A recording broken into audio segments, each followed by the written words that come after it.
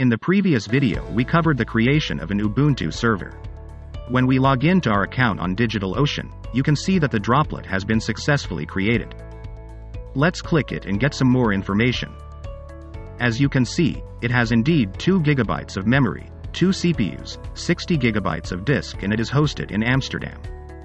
We also have an IP address, so let's copy that in order to connect with SSH. To do that, we open a terminal window and use the example key to connect to the droplet.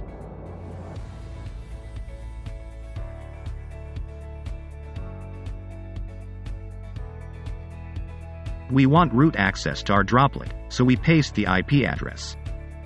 We type yes, because we are sure to connect. Then we type in our passphrase. As you can see, we now have root access to our droplet. That means we don't have to type sudo all the time. Before installing Cyclos, we first need to install other software. The installation guide on our website explains the next steps in detail. You can also verify that the first system requirements are met. We first have to install Java, but it is a good habit to check whether it is already installed. In our case, the answer is no. The system also tells us what command we need to install Java. But this is based on the list of available packages. This list may be outdated, so let's update this first. This takes some time.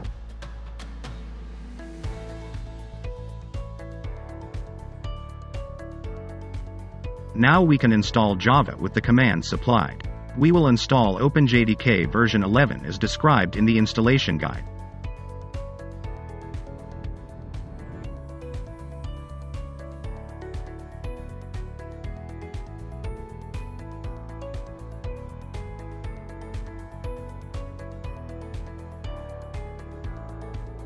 While Java is being installed, we can have a peek at the next step, installing PostgreSQL.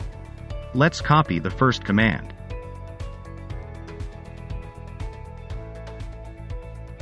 Installation of Java has finished, so we can check if everything is okay.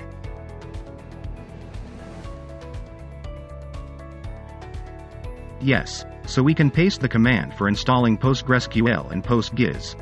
PostGIS adds support for geographic objects to the PostgreSQL.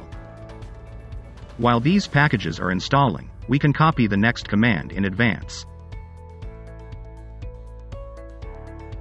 The command we just copied gives us access to the PostgreSQL command line.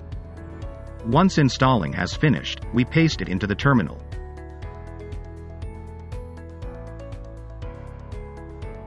Now, we are in the command line of PostgreSQL.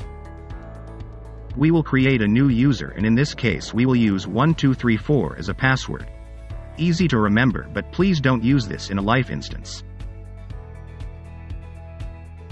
Next, we create a database with the newly created user as an owner. When this is done, we have to create a few extensions which are needed for the home map. We paste the commands at the command line and press enter. That's all there is to it. We now exit the Postgres command line and go back to our droplet.